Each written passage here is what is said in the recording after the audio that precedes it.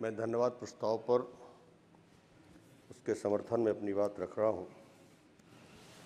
सबसे पहले मैं राष्ट्रपति जी का धन्यवाद करना चाहूँगा।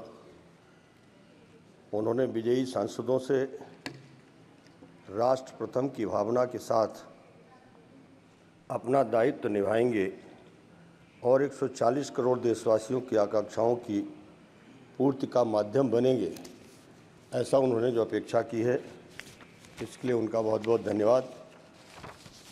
और सदन के सभी दलों के माननीय सदस्यों से ये मैं भी अपेक्षा करूंगा कि उन्होंने जो विश्वास व्यक्त किया है वो अपने कार्यकाल में उसका पालन अवश्य करेंगे। मैं सबसे पहले आपके माध्यम से अपने लोकसभा क्षेत्र सतना के सभी मतदाताओं का, विशेष रूप से मध्य प्रदेश के सभी 29 लोकसभा क्षेत्रों में जिस तरह से भारतीय जनता पार्टी की प्रचंड जीत हुई, वहाँ के मतदाताओं के प्रति मैं बहुत बहुत आभार व्यक्त करता हूँ, उनका धन्यवाद व्यक्त करता हूँ। सतना लोकसभा क्षेत्र के मतदाताओं का विशेष आभारी हूँ। मुझ जैसे छोटे से एक परिवार में जन्म लेने वाले, किसान परिवार में जन्म लेने वाले, पिता के साथ हल चलाने का काम करने वाले बेटे को पिछले 5 बार से लगातार सांसद के रूप में यहाँ भेजने का काम करते रहे, इसलिए मैं उनका विशेष रूप से आभारी हूँ। ये जो 2024 का चुनाव हुआ, इसमें नीति, नियत, निष्ठा और निर्णयों पर विश्वास का सबसे बड़ा ये प्रतिबिंब देखने को मिला है। जनता ने पुनः प्रधानमंत्री नरेंद्र मोदी जी को पिछले कार्यकाल में एक मजबूत और निर्णायक सरकार देने पर जनता ने विश्वास व्यक्त किया है। एनडीए की सरकार ने सुशासन, स्थिरता और निरंतरता पर जो काम किया था उस पर मुहर लगाने का काम किया। इस बार के चुनाव ने मोदी जी की ईमानदारी और कड़ी मेहनत पर भी जनता ने विश्वास व्यक्त किया है। देश की सुरक्षा और समृद्धि पर भी जनता ने विश्वास जताया है। सरकार की गारंटी और डिलीवरी पर विश्वास किया गया है और विकसित भारत का जो संकल्प है उसको पूरा करने के लिए देश की जनता ने जो जनादेश दिया है, निश्चित तौर पर उसका जितना भी आभार व्यक्त किया जाए कम है।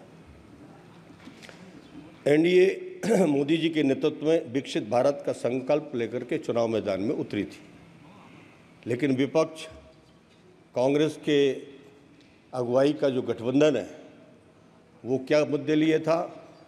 खटाखट फटाफट, ये मुद्दा लेकर के चुनाव मैदान में गए थे।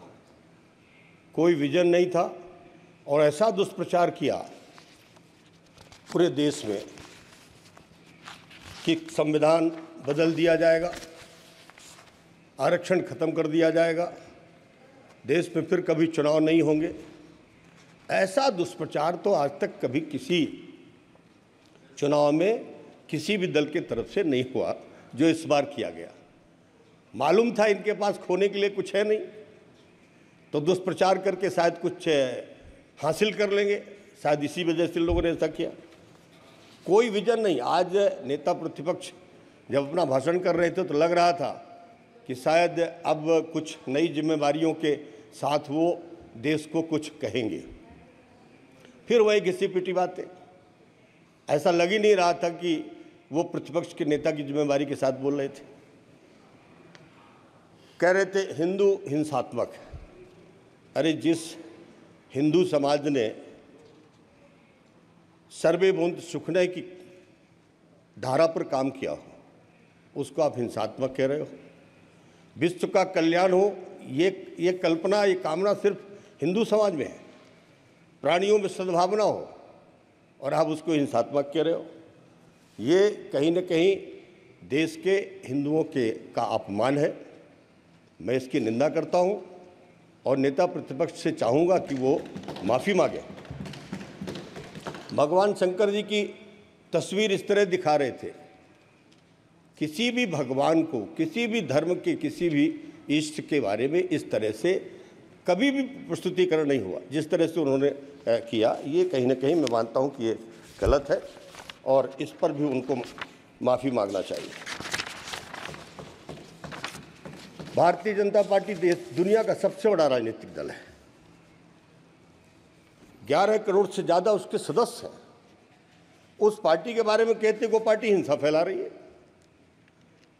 सर्वजन हिताय सर्वजन सुखाय का दल जो पूरब से पश्चिम, उत्तर से दक्षिण सभी गांवों तक पहुंच चुका हो, सबका साथ सबका विकास की बात करने वाला था, आज उसको आप हिंसात्मक बोल रहे हो।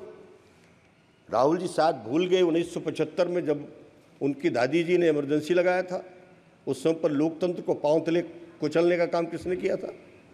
1984 में सिखों का सरेआम कत्लेआम हुआ, वो भूल गए आप जेब में संविधान की पुस्तक लेकर के यहाँ पर शपथ ले रहे हैं। संविधान को सबसे ज़्यादा अगर किसी ने कलंकित और अपमानित करने का काम किया तो कांग्रेस पार्टी ने किया।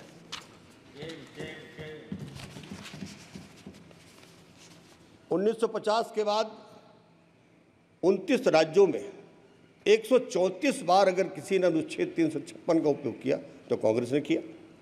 50 बार अकेली इंदिरा जी ने किया। 1966 से 1977 के बीच 36 बार और 1980 से 84 के बीच में 15 बार, 1992 में 6 बार, जिसमें 4 सरकारें हमारी बीजेपी की सहित किया था इन लोगों ने। हमारे लोकप्रिय प्रधानमंत्री आदरणीय नरेंद्र मोदी जी ने देश को एक सफल और ईमानदार सरकार दिया है, जिसकी तलाश जनता को वर्षों से थी। इस चुनाव में कांग्रेस सहित कई विपक्षी दलों के गठबंधन ने मोदी जी को रोकने का भरपूर प्रयास किया, लेकिन इसके बावजूद भी देश की जनता ने मोदी जी को फिर से सिंहासन पर बिठा दिया। देश आज अनेकों अनैतिक झूठे नारे देकर के मतदाताओं को जो भ्रमित करने का काम किया गया, इस पर भी नेता प्रतिपक्ष को आज अपनी भाषण में बोलना चाहिए था, लेकिन ऐसा उन्होंने किया नहीं। फिर एक बार चाय बेचने वाले का बेटा जो गरीब घर में पैदा हुआ, जिनकी माँ पड़ोस के घरों में बर्तन मांजती थी, उनका बेटा फिर तीसरी बार भारत के प्रधानमंत्री के सिंहासन पर बैठा है।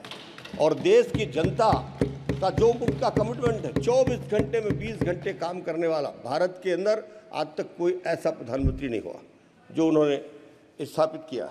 पिछले 10 सालों में मोदी जी की सरकार ने अनेकों कीर्तिमान स्थापित किए, जिसमें आज देश की विकास दर, जब कोविड के बाद पूरे दुनिया की अर्थव्यवस्था बिगड़ी थी, लेकिन भारत की अर्थव्यवस्था को उन्होंने मजबूत रखा। आज 8% विकास दर आज भी है। दुनिया में भारत का बढ़ता हुआ जो सम्मान है, ये विपक्ष को अच्छा नहीं लग रहा। विश्व में जो आर्थिक योगदान है 15% से अधिक भारत ने दिया है, ये अपने आप में एक रिकॉर्ड है। मजबूत होती हुई अर्थव्यवस्था 11वें नंबर से हम 5 नंबर पर आए और अब इस कार्यकाल में 3रे नंबर पर पहुंचेंगे। उस अर्थव्यवस्था को लेकर के आगे चल रहे हैं। देश भर में सड़कों का जाल 4 लेन से 6 लेन और बड़ी बड़ी सुरंगों का निर्माण हुआ। आज नॉर्थ ईस्ट के क्षेत्र में कोई ऐसा राज्य नहीं है जहां पर कनेक्टिविटी मजबूती के साथ बढ़ाई गई हो, चाहे वो रोड की कनेक्टिविटी हो, चाहे एयर कनेक्टिविटी हो। ये मोदी जी की सरकार के समय पर हुआ है। रेलवे का जो आधुनिकीकरण हो रहा है, विश्व स्तरीय रेलवे स्टेशन बन रहे हैं, वंदे भारत ट्रेन चल रही है। आज ये सबसे बड़े प्रमाण है कि किस तरह से भारत प्रगति कर रहा है। सिंचाई के संसाधन बढ़ रहे हैं। आज हमारी 37 किलोमीटर प्रति दिन के हिसाब से हमारी सड़कों का निर्माण हो रहा है। घर घर में नल से जल पहुंचाने की तैयारी में आज देश भर में काम कर रहे हैं। किसी भी हमारी सरकार ने ये नहीं देखा किस राज्य में किस पार्टी की सरकार है। कभी नहीं हमारी सरकार की किसी भी विभाग के मंत्री ने नहीं देखा किस सांसद के क्षेत्र में काम हो रहा है। काम होना चाहिए, चूंकि मोदी जी का वादा है देश के अंदर चहुमुखी विकास हो, समावेशी विकास हो। प्रत्येक घर में बिजली, और अब तो सौर ऊर्जा की बिजली, जिसमें बिना बिल का बिजली का उपयोग गरीब कर सके। नए बंदरगाहों का निर्माण हुआ है। नई शिक्षा नीति आई है। आत्मनिर्भर भारत बन रहा है। इसमें कोई भेदभाव और पक्षपात का कहीं स्थान ही नहीं। कांग्रेस के ज़माने में हमेशा देखा जाता भेदभाव हो रहा था, पक्षपात हो रहा था, एक अनार 100 बीमार वाली कहानी होती थी। लेकिन आज सबका साथ सबका विकास हो रहा है। मोदी सरकार ने कभी नहीं देखा कि कौन है इसका लाभ लेने वाला, चाहे किसी भी धर्म का हो। इसी तरह 10 सालों में जो गरीब कल्याण की योजनाएं चलाई, भारत के आज़ाद इतिहास में 10 सालों में इतना बड़ा रिकॉर्ड कोई नहीं बना पाया। इतनी बड़ी जनसंख्या में सरकार की योजना का सीधा लाभ पहुंचाना, 80 करोड़ लोगों को आज मुफ्त में अनाज पहुंच रहा है, 5 साल लगातार मिलता रहेगा। इसी तरह से 55 करोड़ लोगों को अभी राहुल जी कह रहे थे मुझे यात्रा में एक महिला मिली, वो कह रही थी कि मुझे खाना नहीं मिला तो पति ने मुझे मारा। अरे मैं पूछना चाहता हूँ वो महिला कहाँ की है? 80 करोड़ लोगों को मुफ्त में अनाज मिल रहा है और इसके बावजूद लोग भूखे। 55 करोड़ लोगों का आयुष्मान कार्ड दिया गया है। भारत के इतिहास में आज तक कभी ऐसा नहीं हुआ। 4.5 करोड़ से ज़्यादा लोगों का मुफ्त में इलाज हो चुका है। 450 करोड़ 4.5 करोड़ लोगों का। और अब 70 साल से अधिक उम्र वाले 70 साल से अधिक उम्र वालों को अब चाहे वो किसी भी समाज के हो, किसी भी धर्म के हो, चाहे गरीबी रेखा वाले हो, चाहे अमीरी रेखा वाले हो, सबको मुफ्त में इलाज की सुविधा मोदी जी ने देने का फैसला किया। 9 करोड़ घरों में रसोई घर पहुंची। जहां पर लकड़ी कंडे से खाना पकाने वाली हमारी माताएं बहनें, आज उनको रसोई गैस मिली है। एक गरीब के घर में जाके पूछिए तो कितना सुख का अनुभव उनके अंदर। उनके बच्चों को सुबह ठीक से पराठे बन करके स्कूल बच्चे लेके जा रहे हैं। कोई मेहमान आ गया तो उसकी खातिरदारी हो रही है। 13 करोड़ घरों में शौचालय बने। मैं कांग्रेस के मित्रों से पूछना चाहता हूं, 60 वर्ष राज में थे आप, कभी चिंता नहीं की आपने कि हमारी माँ बहन बेटी अब बाहर शौच के लिए जाने के लिए मजबूर है, हम उनके लिए एक छोटा सा शौचालय तो बना दें? वो भी चिंता किया तो मोदी जी ने किया। आज रोटी कपड़ा मकान का नारा देने वाले, एक गरीब का पक्का घर कांग्रेस ने देश में नहीं बनाया। अरे किसी और को बनाते, अपने समर्थक का ऐसे ही बना देते, उसका भी नहीं बनाया। पक्के घर बनाया तो मोदी जी ने 4 करोड़ बनाया। और अभी फिर निर्णय ले लिया उन्होंने, जो बचे हैं 3 करोड़ उनका भी और बना देंगे। 18,000 गांव में बिजली नहीं पहुंचा पाए थे आप, आज 18,000 गांव में बिजली पहुंचाई है। किसान कल्याण योजनाओं में 11 करोड़ किसानों को अब तक 3.2 लाख करोड़ रुपए उनके खातों में पैसा डालने का काम किया। कांग्रेस हमेशा भ्रम फैलाती है। अभी यहाँ पर कुछ मित्र हमारे पंजाब के रहे थे किसानों के साथ, किसानों की एमएसपी बढ़ाने का काम, एमएसपी देने का काम दोनों रवि में अगर किया है तो वो भारतीय जनता पार्टी एनडीए की सरकार ने किया है, मोदी जी की सरकार ने किया है। कृपया समाप्त करें। अब तक 18.5 लाख करोड़, सभापति महोदय, 18.5 लाख करोड़ की खरीदी एमएसपी की हुई है। 18.5 लाख करोड़ की, ये रिकॉर्ड के साथ मैं बोल रहा हूं। 10,000 एफपीओ गठित हुए हैं, जिसमें से आज 300, 400 किसान हैं। ये किसानों की आमदनी को बढ़ाने के लिए तो है। आज बहुत कई राज्य सरकार, हमारी मध्य प्रदेश की सरकार है जो एफपीओ के साथ मिलकर के काम कर रही, सारी खरीदी का काम उन्हीं को दे रहे। हम उनसे खाद बिक्री, बीज का भंडारण करने का तमाम सारी सुविधाएं देने का काम कर रहे हैं। जनमन योजना में आदिवासियों को 24,000 करोड़ की सहायता पहुंचाई गई। 25 करोड़ लोगों को गरीबी रेखा से मुक्त कराया गया है। दिव्यांगों को मुफ्त में, आज तक कभी किसी ने सोचा नहीं इन गरीबों को जो बेचारे जमीन में खिसकते थे, आज उनको उपकरण मिले हैं, मुफ्त में उपकरण मिले हैं।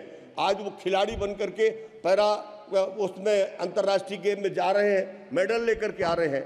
आज वो जीने की अगर कोई राह दिखाई तो वो हमारे प्रधानमंत्री मोदी जी ने दिखाई है गरीब को। और सचमुच इतना बड़ा विश्वास और भरोसा आज तक कभी किसी सरकार के प्रधानमंत्री ने गरीब के बीच में नहीं पैदा किया जो मोदी जी ने पैदा किया। आज 3 करोड़ दीदियों को लखपति बनाने का लक्ष्य। एक तरफ पूरे देश में स्व सहायता समूह के माध्यम से जिस तरह से गरीब आदमी की आमदनी बढ़ रही, सभापति महोदय 2 मिनट, आज हमारे 10 वर्षों में 7 नए आईआईटी बने, 16 नए आईआईटी बने, 7 नए आईआईएम बने, 15 नए एम्स अस्पताल बने, 315 नए मेडिकल कॉलेज बने, 390 विश्वविद्यालय स्थापित किए गए। ये रिकॉर्ड 10 सालों में, 60 साल में कांग्रेस कुछ नहीं कर पाई, 10 सालों में मोदी जी ने करके दिखा दिया। 103 केंद्रीय विद्यालय नए बना दिया, 62 नवोदय विद्यालय बना दिया।